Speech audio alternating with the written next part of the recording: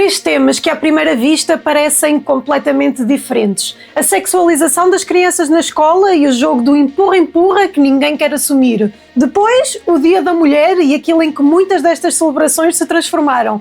E por fim, a famosa crise demográfica, aquela pergunta que aparece em todos os relatórios, em todas as conferências e em todos os debates políticos. Porquê é que não nascem mais bebés? Posso ser bruta?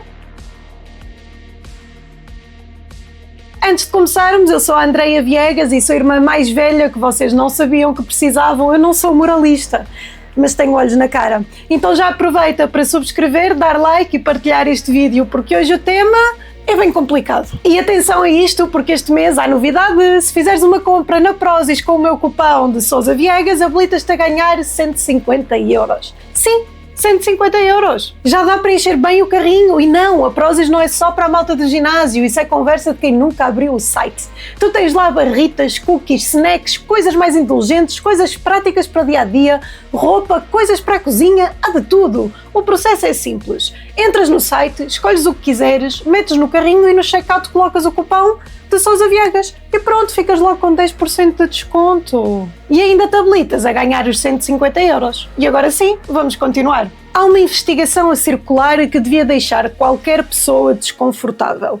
Escolas recebem influenciadores que fazem da sexualização das crianças um negócio. E isto não é uma frase exagerada, é exatamente aquilo que está a acontecer. Mas o mais interessante nesta história não é o influencer, é o empurrão de responsabilidades, porque no fim ninguém quer assumir a culpa.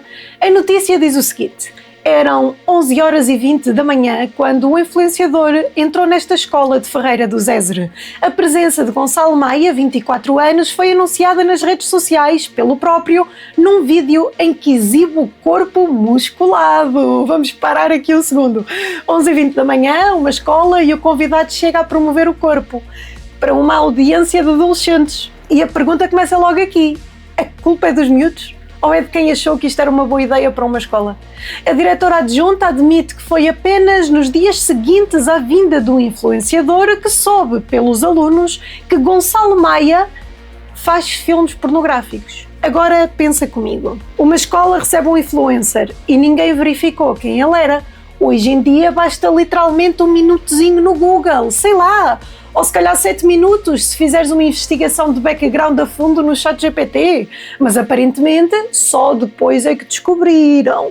E é aqui que começa o clássico empurrão. Não é culpa da escola, não é culpa do Ministro da Educação, ele mesmo disse: não é a partir de Lisboa que vou controlar quem entra numa escola em Valpaços ou em Monchique. Acho que é fácil concordar com isso. Então a culpa é de quem? A culpa é dos miúdos, claro, óbvio. A investigação continua. Gonçalo Maia, que se apresenta como o mais boneco, é também protagonista de vídeos para adultos. Alterna partilhas em escola com a promoção da conta de OnlyFans onde vende pornografia. Portanto, temos alguém que visita escolas, cria conteúdo para adolescentes e ao mesmo tempo vende pornografia online. E isto não é segredo, é público. Mas mais uma vez, ninguém parece achar isto relevante. Isto já dura anos, mas mesmo no início do ano passado, quando falávamos da sexualização das crianças, era tudo coisa da minha cabecinha. Entre dezembro de 2025 e janeiro de 2026, Gonçalo Maia fez 7 transmissões em direto no X, durante as quais se masturba em público. Não há nesta plataforma mecanismos suficientes que impeçam crianças de interagirem com este tipo de publicações. Bem, não há na plataforma, mas há fora. Chamam-se pais, onde é que eles andam? Mas a conversa pública continua focada noutras coisas. Olhem esta frase extraordinária do diretor: eu dei liberdade às listas, não me quis intrometer. E a diretora adjunta acrescenta: nós não podemos ir completamente contra, isto também lhes faz bem, eles verem o que é bom e o que é mau. Isto é fascinante, é empurrão completo. Não é culpa da escola, foi escolha dos alunos. Mas os alunos também não têm culpa porque são jovens e o ministro nada pode fazer a partir de Lisboa. E assim, ninguém assume responsabilidade. Perfeito. Mas vamos às perguntas que ninguém está a fazer. Alguém está interessado em investigar as empresas milionárias das viagens de finalistas? As mesmas que levam influencers destes para Punta Cana, Cancún e Ibiza num autocarro apertadinho, cheio de miúdos a beirar a maioridade? Porque isso acontece e ninguém parece muito interessado em falar disso. E depois há outra coincidência interessante. Neste mesmo momento ainda está a ser discutida a lei das redes sociais para adolescentes. A pergunta é simples: essa mesma comissão também está preocupada com isto? Ou será que com 16 anos e autorização dos pais os miúdos vão poder continuar a ver o Gonçalo Maia a masturbar-se em direto? Só curiosidade! E já agora, também vão bloquear sites de apostas ilegais onde os adolescentes entram todos os dias sem qualquer verificação de idade? Mas esta tendência de empurrar responsabilidades não acontece só nas escolas. Aliás, basta olhar para o que aconteceu este ano nas celebrações do Dia da Mulher. Porque o que vimos no dia 8 de março diz muito sobre o estado atual do feminismo e sobre as prioridades culturais do nosso tempo. Muito se podia dizer sobre o Dia da Mulher, desde as suas origens no movimento socialista até o descalabro total de promiscuidade ideológica em que muitas destas celebrações se transformaram. Mas hoje vamos ignorar as polémicas mais óbvias e as maminhas de fora. E vamos olhar para 3 episódios deste 8 de março que dizem muito sobre o estado do feminismo moderno. Comecemos pelo mundo dos videojogos. A plataforma Twitch decidiu celebrar o Dia da Mulher com um torneio especial chamado Women's Guild United.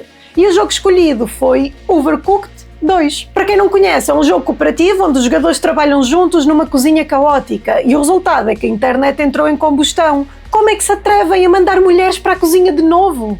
Malta, chill, é um jogo, a não ser que tu leves o portátil para a cozinha, não foi feito para jogar lá. Mas segundo muitos críticos, isto seria uma forma de reforçar o estereótipo de que as mulheres pertencem na cozinha. O problema é só um pequenino detalhe que estragou a narrativa.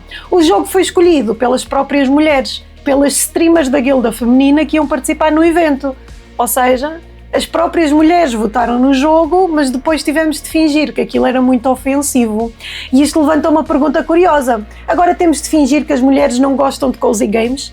Jogos de cozinha, de gestão, de simulação, são literalmente dos géneros mais populares entre jogadoras. Mas aparentemente a realidade tem de se adaptar à ideologia. Depois temos o lado menos engraçado do Dia da Mulher. No México, várias manifestações feministas radicais terminaram com igrejas católicas vandalizadas e incendiadas. A deputada Rita Matias chamou a atenção para isto num vídeo e disse algo que merece reflexão. Não deixa de ser curioso, num contexto em que pelo Ocidente marcham outras religiões que realmente oprimem as mulheres, que elas escolham combater o cristianismo. E de facto é curioso, porque se há religiões no mundo onde mulheres não podem estudar, mulheres não podem sair sem autorização, ou que não podem conduzir, ou que as meninas são mesmo obrigadas a casar, não é no cristianismo. Mas curiosamente os protestos nunca são dirigidos aí. E isto não é novo. Desde o início do feminismo radical existe uma crítica permanente ao cristianismo, enquanto que outras religiões recebem um tratamento bastante mais cauteloso. Mas o momento mais interessante deste 8 de março para mim foi outro. 2 jovens decidiram sair à rua para lembrar as mulheres que nunca chegaram a nascer. Mulheres que morreram ainda no útero. E como era previsível, vieram os comentários habituais. Um deles dizia simplesmente: que falta de noção. E eu achei este comentário perfeito, porque prova exatamente o problema. O objetivo nunca foi defender todas as mulheres, só as que encaixam na narrativa certa. Por isso, quero deixar aqui um convite simples. Se querem realmente defender a dignidade da vida humana, no dia 21 de março vai acontecer a Marcha pela Vida. Às 15 horas, no Largo Camões. Basta aparecer. Caminhamos juntos. Porque esta marcha já tardava a chegar em Portugal e eu mal posso esperar por te conhecer. Curiosamente, esta mesma mentalidade também aparece quando falamos de outro tema que está constantemente nas notícias: a natalidade. A Europa está cheia de especialistas, todos eles muito preocupados porque os números não param de cair. Relatórios, conferências, programas de incentivo, toda a gente quer perceber o que se passa. Mas quando olhamos para algumas notícias desta semana, a resposta torna-se quase óbvia. A conversa que se repete constantemente em Portugal e no resto da Europa é a crise demográfica, a queda da natalidade. Os especialistas muito preocupados porque não nascem crianças. Mas às vezes parece que ninguém quer olhar para o quadro completo, porque quando olhamos para o que realmente está a acontecer, a resposta torna-se quase óbvia. É claro que não há bebés. Vamos ver 3 notícias desta semana. Primeiro caso: o Ministério Público acusou uma mulher de vender o filho recém-nascido por 2.500 euros a um casal de Gondomar. A mulher anunciou na internet a sua disponibilidade para conceber crianças e entregá-las a terceiros a troco de dinheiro, ou seja, chegamos ao ponto em que ter filhos virou um mercado informal e uma vida vale 2.500 euros. Isso é o quê? 2 iPhones fresquinhos? O casal viu nessa solução uma forma de ultrapassar os formalismos da adoção. Nós invertemos completamente o objetivo da adoção. Nós, como quem diz, a sociedade em que vivemos e que nos anda a manipular há anos. A adoção não existe para que adultos possam ter filhos. A adoção existe para crianças que já existem e que não têm família possam ter um lar. Não é um serviço, não é um atalho para seres papá e muito menos é algo que se resolve ultrapassando formalismos. A adoção não é sobre os adultos, é sobre as crianças. E quando começamos a tratar bebés como soluções para desejos de adultos, abrimos precisamente a porta a histórias como esta. Só que depois ficamos muito chocados com a crise da natalidade. Segunda notícia, e esta é ainda mais surreal. 10 anos depois da lei, pelo menos 9 hospitais proíbem o pai em cesarianas. Reparem bem, a lei garante o direito de ter um acompanhante no parto há 10 anos, mas mesmo assim vários hospitais continuam a impedir a presença do pai. Agora, pensem no absurdo disto. Vivemos numa sociedade que diz querer humanizar o parto, mas depois cria experiências hospitalares traumáticas. E mais uma vez, ninguém parece ligar os pontos. E depois a nossa terceira notícia, que desta vez é um estudo baseado em dados da Dinamarca que chegou a uma conclusão desconfortável. Aumentos salariais para homens levam a taxas de fertilidade mais altas, enquanto aumentos salariais para mulheres resultam numa diminuição do número de crianças. Ou seja, quando os rendimentos masculinos aumentam, nascem mais bebés. Quando os rendimentos femininos aumentam, nascem menos. E os próprios autores alertam: políticas de igualdade salarial podem ter consequências sociais inesperadas, nomeadamente a redução das taxas de natalidade. E perdoem-me aqui, malta do YouTube, mas eu tenho de levar este estudo para o Viriatis antes que a polícia da verdade me caia em cima e comecem a gritar fontes da minha cabecinha. Mesmo sendo um estudo publicado. Lá eu posso falar a verdade sem me preocupar e é por isso que o Viriatis é tão importante. Podemos conversar sem filtros e sem censura e tu tens um verdadeiro espaço para ser quem és. Ainda na minha última live tinha estado a comentar isto tudo fresquinho que estou a trazer aqui para vocês. Mas lá no Viriatis tenham à vontade que nas redes convencionais nunca vão ter. Então junta-te ao Viriatis porque não te vais arrepender. São lives, artigos e espaços onde podes realmente ser livre. É o primeiro link da descrição. Agora, juntem tudo. Crianças a serem vendidas porque adotar é quase impossível, hospitais que transformam partos em experiências traumáticas e estruturas económicas que desincentivam a maternidade. E depois perguntamos, porquê é que não nascem bebés? Fácil! É o resultado lógico das nossas próprias escolhas. E enquanto ninguém quiser discutir essas escolhas, vamos continuar a fazer conferências sobre natalidade com municípios a querer oferecer um voucher de 200 euros ou um saco de fraldas para resolver os problemas. E vão continuar a perguntar muito preocupados porque é que não há bebés. Só que no fundo é isto que liga tudo o que falámos hoje.